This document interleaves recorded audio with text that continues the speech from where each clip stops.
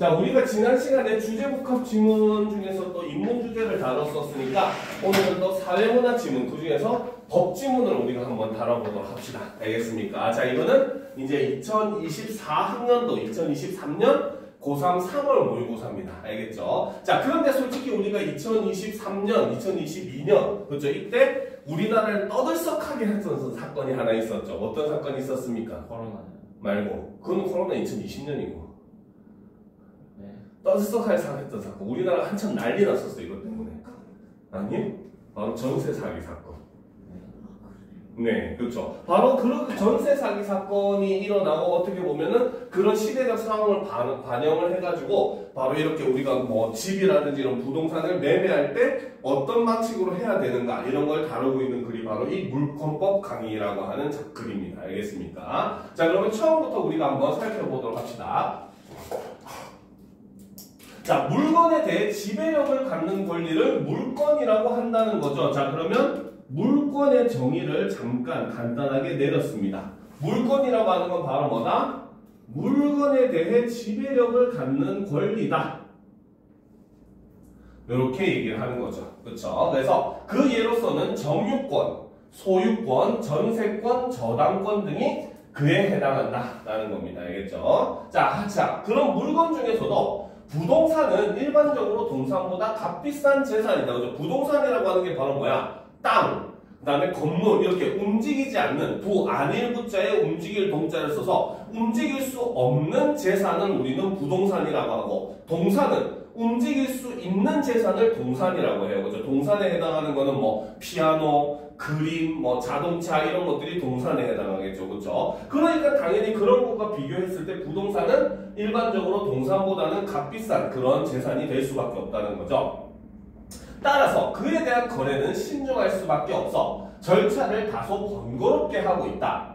예를 들어 아파트 매매를 할 때 보통 매수인은 매매 대금의 10% 정도를 계약금으로 매도인에게 지급한다. 자, 여기서부터는 사실 예를 드는 방식을 통해 가지고 뭡니까? 그 매매 계약을 하는, 그죠? 부동산을 매매 계약을 하는 과정을 간단하게 설명을 하고 있는데, 우리는 당연히 예로서 설명을 하더라도 그거를 일반적인 의미로서 뽑아낼 수가 있어야 된다는 거죠. 그러면 부동산을 거래할 때 첫 번째 단계는 바로 뭐다?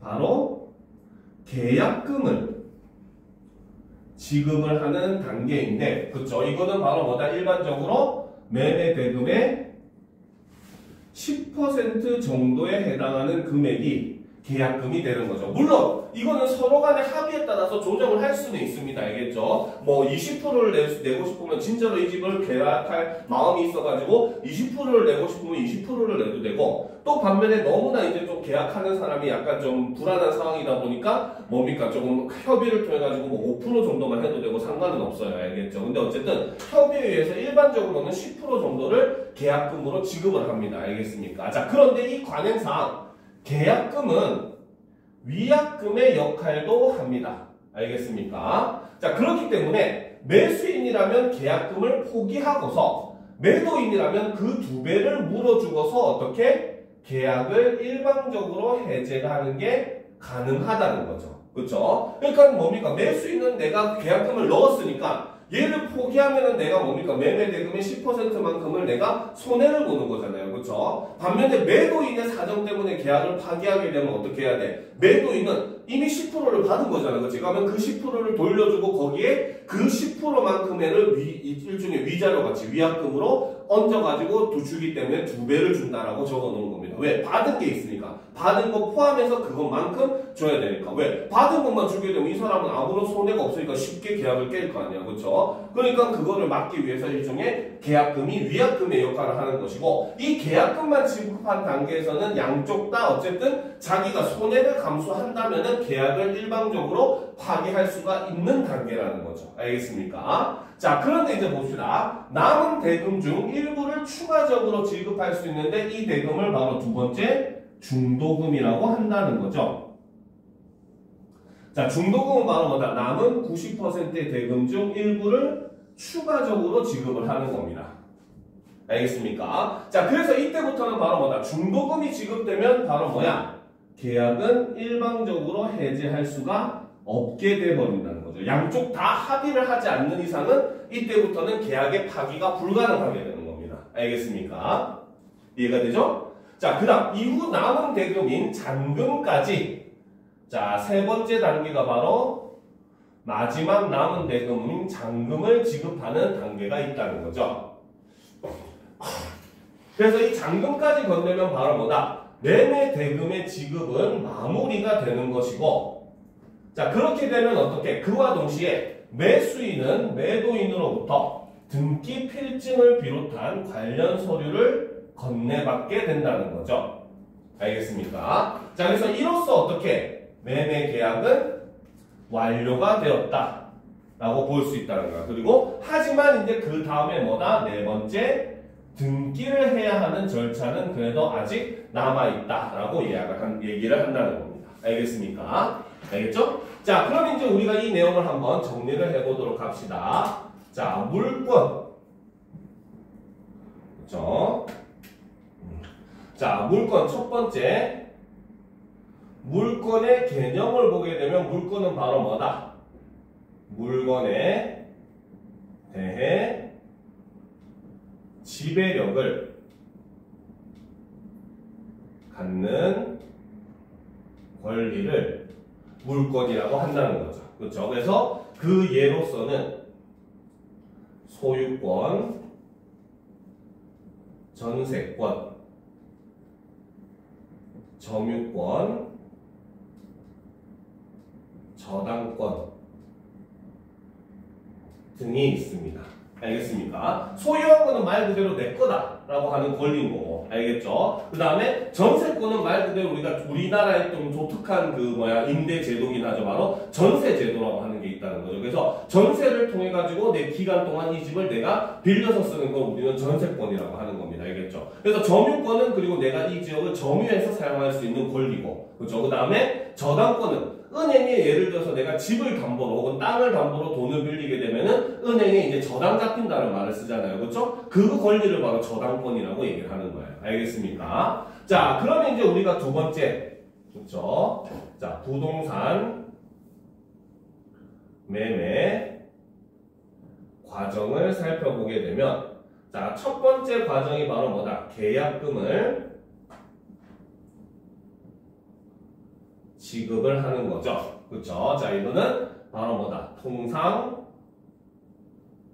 매매 대금의 10% 정도에 해당하는 게 계약금으로 지급이 됩니다. 알겠습니까? 자, 그렇기 때문에 계약금은 이꼴 위약금 역할도 가능하다는 거죠. 알겠습니까? 자, 그러면 바로 뭐다? 바로 이 계약금 단계에서는 아까 얘기했듯이, 자, 매도인 또는 매수인 중 하나라도 손해를 감수하고 일방적 계약 파기가 가능하다는 겁니다.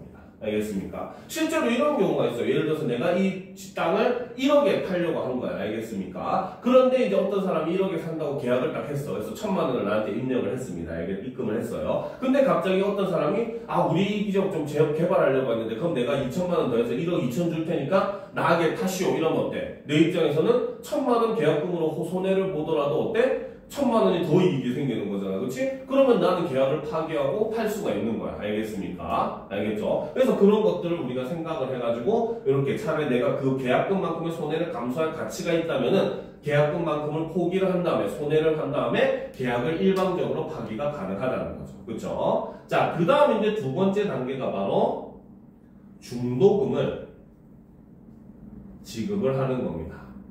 그래서 이거는 남은 90% 중 일부를 지급을 하는 거죠. 얼마나 지급할지는 내 자유입니다. 알겠습니까? 자, 그런데 이 중도금 단계에서는 특징이 뭐다? 이제 계약의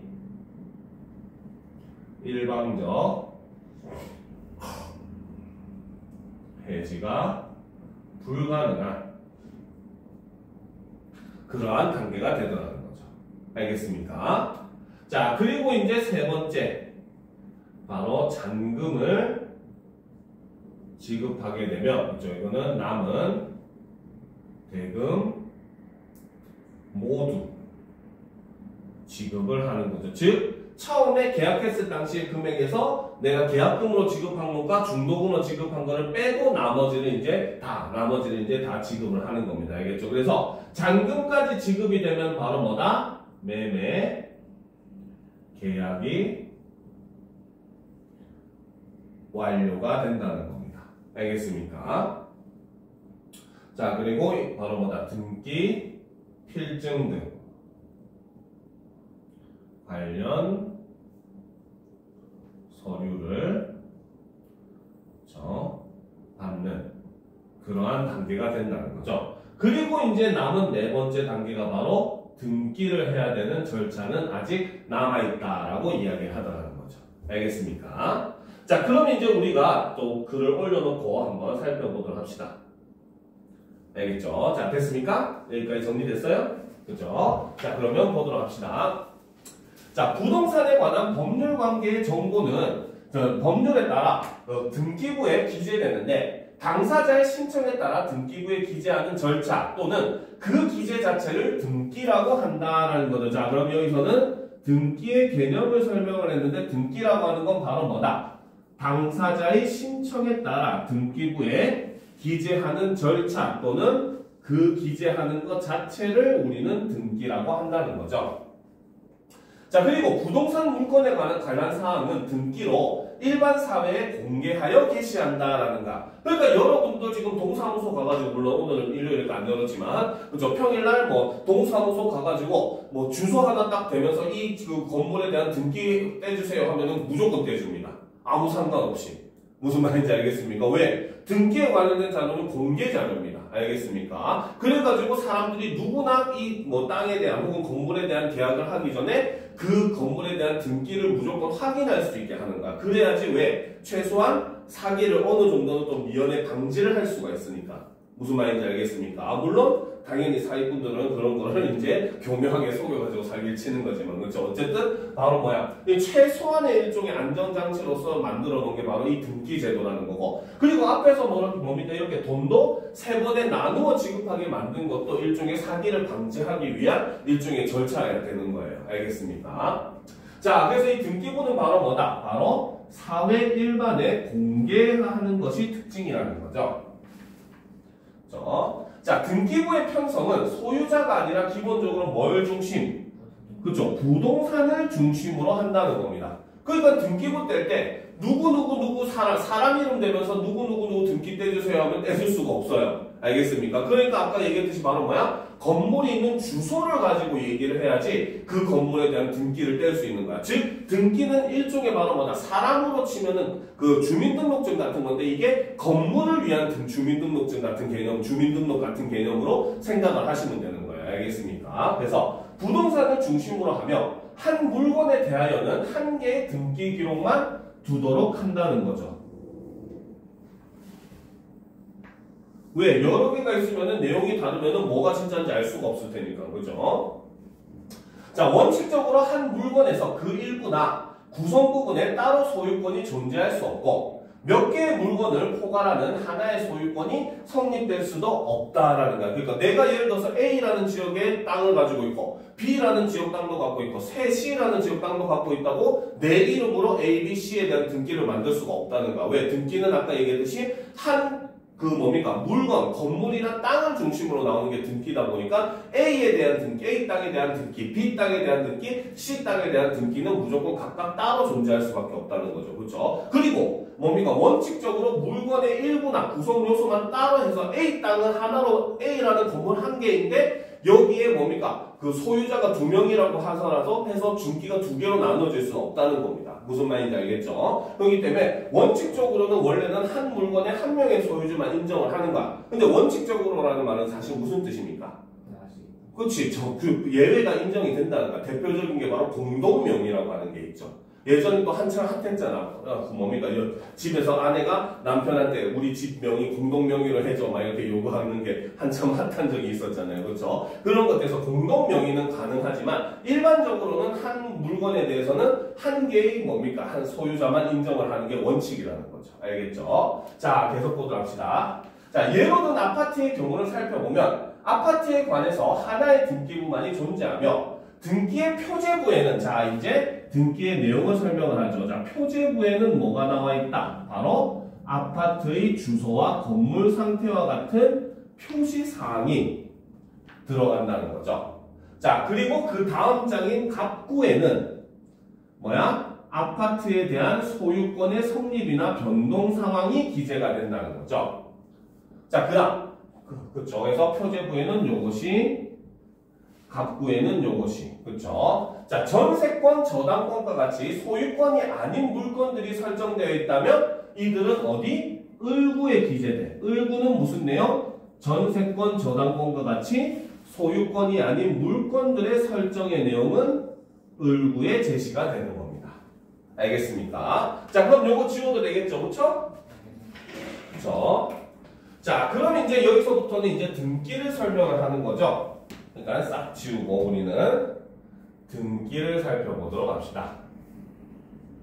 자, 첫 번째 등기의 개념은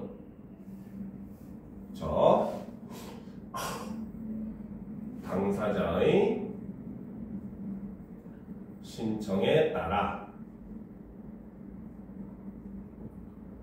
등기부에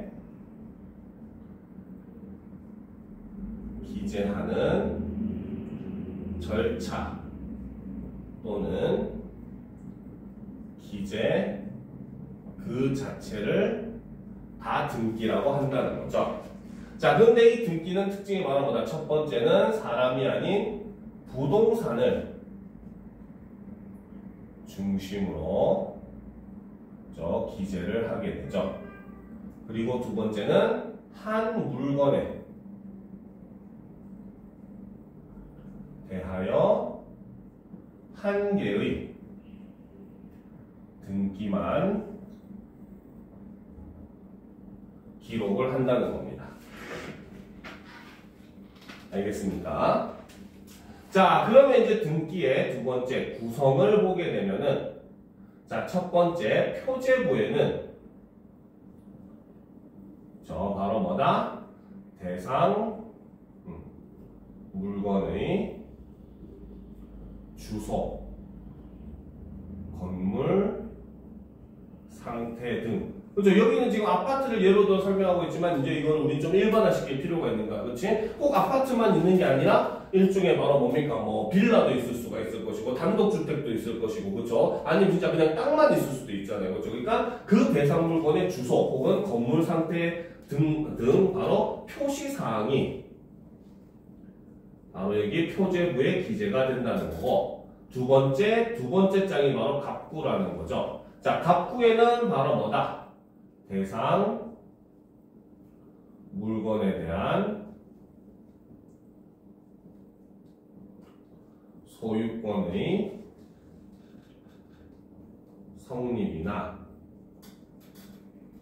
변동 사항이 여기에 기재가 되는 거죠.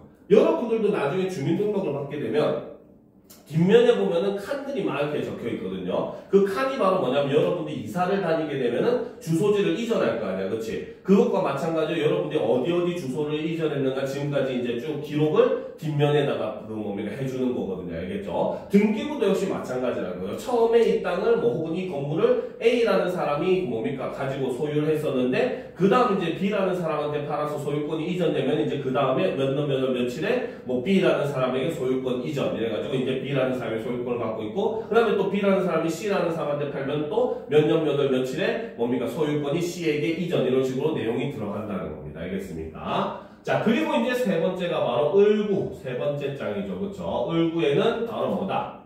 소유권이 아닌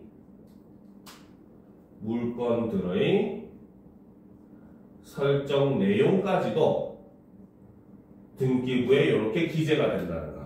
예를 들어서 내가 뭡니까? 은행에다가 이 아파트를 뭡니까?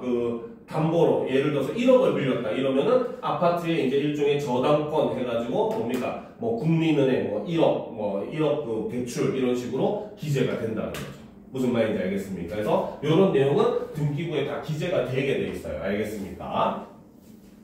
자, 그럼 보도록 합시다. 이러한 등기상의 공시를 신뢰하여 거래가 안정적으로 이루어지는 것이기 때문에 등기는 진정한 권리관계를 반영할 수 있도록 해야 한다. 매매를 통해 소유권자가 바뀌는 것과 같이 새롭게 발생한 등기 원인에 의한 등기를 기입등기라고 한다는 거죠. 자, 기입등기라고 하는 것은 바로 뭐다?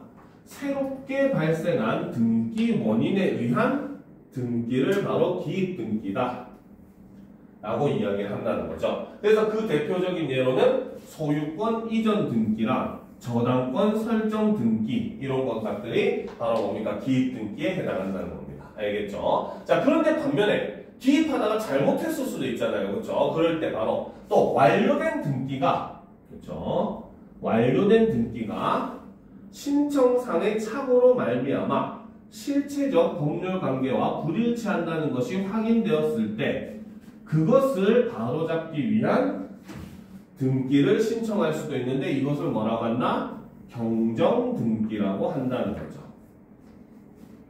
알겠습니까? 그래서 경정등기에는 부동산이나 등기 명의인의 표시를 경정하는 등기가 있을 수 있고 예를 들어서 이름을 잘못 썼어. 공무원이 그렇지? 그러면 그거를 이제 고쳐달라고 하는 것이 바로 뭡니까? 경정등기에 해당한다는 거고 그 외에도 저당권 설정 등기를 전세권 설정 등기로 경정하는 것처럼 권리 자체를 경정하는 등기가 있을 수 있다. 원래는 내가 이 사람한테 돈을 빌려줘가지고 뭡니까? 저당권으로 잡았는데 그냥 나는 뭡니까? 이 돈 뭡니까? 전세로 돌려가지고 이 집에서 내가 1년 동안 2년 동안 살 거야. 이렇게 해가지고 권리 자체를 바꿀 때는 이미 있었던 권리를 바꾸는 거잖아요. 그렇죠? 그렇기 때문에 이 경우도 경정등기에 해당한다라고 볼 수 있다는 겁니다. 알겠습니까? 자, 그럼 역시 우리가 또 정리를 해보도록 합시다. 지워도 되겠죠? 자, 그러면 세 번째는 바로 등기의 종류가 되는 거겠죠. 세 번째 등기의 종류를 살펴보면 첫 번째는 바로 기입등기. 기입등기는 새롭게 발생한 등기 원인에 의한 등기를 기입등기라고 하고 그 대표적인 예로는 소유권 이전 등기, 즉 내가 건물이나 땅을 팔았을 때 하는 거죠. 그 다음에 저당권 설정 등기, 이거는 은행에 내가 담보로 돈을 빌렸을 때 하는 등기입니다. 자, 두 번째는 바로 경정 등기가 있는데 자, 이거는 완료된 등기가 실체적 법률 관계와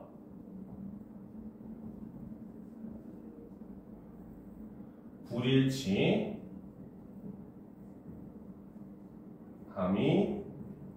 확인될 경우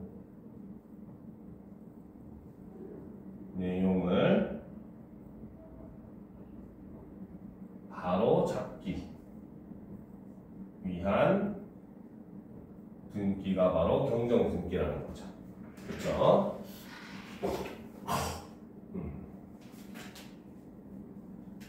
자, 그래서 이렇게 이제 뭡니까? 그 권리 자체를 바꾸는 경우가 있고 아예 이름이나 이렇게 글자가 틀려서 바꾸는 경우도 여기에 해당한다라고 볼 수 있다는 겁니다. 알겠죠?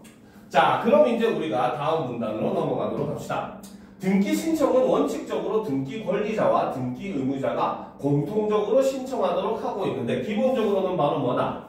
원칙적으로는 등기 권리자와 의무자가 공동으로 신청하는데 자, 여기서 등기 권리자는 내가 등기를 받을 권리를 갖고 있는 사람이니까 집을 사는 사람, 매수인이 됩니다. 알겠습니까? 그리고 등기 의무자는 내가 이 집에 등기를 해줄 의무가 있는 사람인 거잖아요. 그렇죠? 그러니까 이 사람은 바로 뭐다? 매도인. 건물이나 땅을 파는 사람이 되는 거죠. 알겠습니까? 왜? 매도인은 뭡니까? 내가 건물에 대한 매매 계획금을 다 받았기 때문에 어때? 그 사람에게 이 건물 소유권을 넘겨줄 의무가 발생하게 되는 거야. 그러니까 의무인이 되는 거죠. 알겠습니까? 그래서 이는 등기의 진정성을 확보하려는 목적도 있다. 왜? 두 사람이 다 확인이 돼야지 뭡니까? 아, 이 사람들이 진짜 계약을 했구나 라는 걸 알 수 있다는 거야. 그렇죠? 그런데 등기 권리자는 등기부에 새롭게 권리자로 오르게 되는 일을, 등기 의무자는 원래 권리자로 기록되었던 일을 가리킨다. 아파트 매매 계약에 따른 등기도 매수인과 매도인이 공동으로 신청해야 한다. 흔히 매수인이 등기를 신청하는 것으로 아는 사람들이 많은데 실은 바로 뭐다? 매수인이 매도인의 등기 신청을 위임받아 함께 처리하는 것이 일반적이라서 그렇게 보이는 것뿐이다. 즉 뭡니까? 위임을 통해서는 다른 사람이 대리로 할 수는 있다는 겁니다. 알겠습니까? 자, 그러면 이제 네 번째.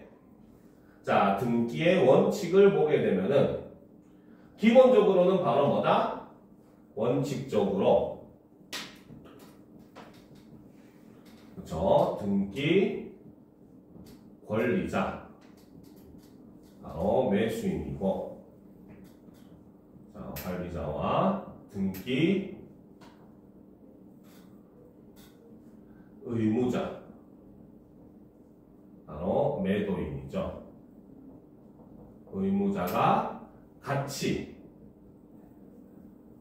신청을 하는 게 원칙이라는 거죠. 그래서 이 이유는 바로 뭐다? 등기의 진정성을 확보하려는 목적이 있다는 겁니다. 그렇죠? 그런데 바로 뭐다?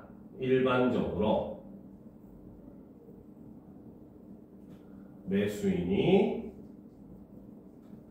매도인의 등기 신청을 위임받아 함께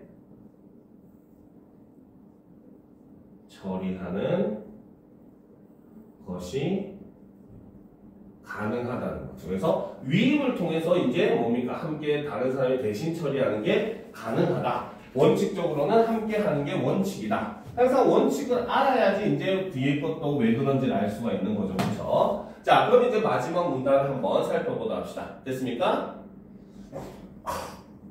자, 등기의 효력을 정하는 것과 관련하여 다음에 두 가지 원칙이 거론된다. 공시를 갖추지 않은 경우에는 제3자의 관계에서는 물론 당사자 사이에도 물권 변동의 효력이 생기지 않는다는 원칙을 바로 성립요건주의라고 한다라는 거죠. 즉 성립요건주의에 따르면은 공시를 갖춘다는 게 바로 앞에서 얘기했던 등기를 하는 게 얘기하는 거야. 공시가 바로 공공에게 뭡니까? 공개한다 이런 의미거든요. 알겠죠? 그러니까 공개하여 전시한다 이런 의미로 볼 수가 있기 때문에 공시를 한다는 건 바로 등기를 한다는 거야. 그러면 공시를 갖추지 않았다는 것은 등기를 하지 않게 되면은 바로 뭐다? 제3자와의 관계는 물론 당사자 사이에도 물권 변동의 효력이 생기지 않는다라고 본다는 거죠. 알겠습니까? 즉 아무리 A라는 사람이 B라는 사람에게 건물을 산다고 해서 매매대금을 다 지급했다고 하더라도 등기가 되기 전에는 아직 A의 것이다라고 A, B 사이에서도 얘기를 할 수 없게 되는 상황이라는 거죠. 알겠습니까? 그래서 등기까지 다 마치고 나야 이제 A가 B한테도 이 건물은 내 거요. 제3자에게도 이 건물은 내 거요. 그리고 뭐 은행에 저당권을 설정하든지 이런 거는 가능하게 된다는 거죠. 알겠습니까? 자, 그런데 반면에 계약이 완료되면 당사자 사이의 물권 변동은 유효하게 성립하고 다만 공시를 갖추지 않았을 때 제3자에게 물권 변동의 효력을 주장하지 못한다는 원칙은 대항요건주의라고 한다. 자, 대항요건주의는 바로 뭐다? 아직 등기를 하지 않았더라도 바로 뭐다? 계약이 완료되면 당사자 사이의 물권 변동은 유효하게 성립을 한다는 거야. 즉 A가 B한테 나는 이제 너한테 건물을 샀어 라고 얘기하는 건 가능한 거고, 그렇죠? A와 B 사이에서도 건물의 소유주는 A가 된다는 거야. 그렇죠? 하지만 등기를 하지 않으면 바로 뭐다? 공시를 갖추지 않았을 경우에는 제3자에게 물권 변동의 효력을 주장하지 못한다 하는 원칙이 바로 대항요건주의라는 거죠. 그럼 두 개 다 공통점은 바로 뭐다? 3자에게는 일단 뭡니까? 공시를 갖추지 않게 된다면, 즉 등기를 하지 않으면은 뭡니까? 물건의 그 변동을 인정받을 수가 없게 된다는 거죠. 그러니까 은행에 등기하기 전에는 뭐 대출도 못하게 되는 그런 상황이라는 겁니다. 무슨 말인지 알겠습니까? 그런데 그러니까 공통점은 제3자에게는 둘 다 불가능한데 차이점은 바로 뭐다? 성립요건주의는 당사자들 사이에서도 뭡니까? 효력을 인정받지 못하는 게 성립요건주의라는 반면에 대항요건주의는 그래도 당사자 사이에서는 계약은 완료되었기 때문에 인정을 해준다라고 보는 게 대항요건주의라는 거죠. 자, 우리 법제는 등기부에 명의가 기재되었을 때 그 부동산의 명의자가 소유권을 취득하는 것으로 되어 있다. 그럼 우리 법제는 성립요건주의를 따른다, 대항요건주의를 따른다. 그렇지, 성립요건주의가 된다는 거 알겠습니까? 그런 걸 눈치채야 되는 거예요. 이제는 알겠습니까? 자, 그럼 이제 마지막 부분을 정리하고 마무리하도록 합시다. 자, 그러면 자 5번째 등기의 효력에 관한 관점을 보게 되면 첫 번째가 바로 성립 요건주의. 성립 요건주의는 바로 뭐다? 공시를 갖추지 않은 경우, 즉 등기를 하지 않게 되면, 그쵸? 바로 뭐다? 제 3자뿐 아니라 당사자 사이의 물권 변동 효력도 그쵸? 발생하지 않는다고 보는 게 바로 성립요건주의라는 거고, 그쵸? 반면에 대항요건주의는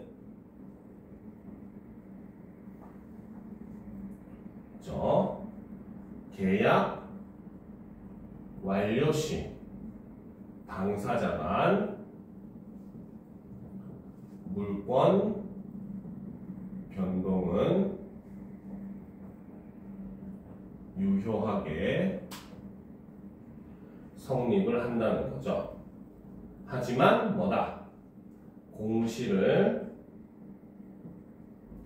갖추지 않은 경우 제3자에게는 물권 변동 효력이 발생하지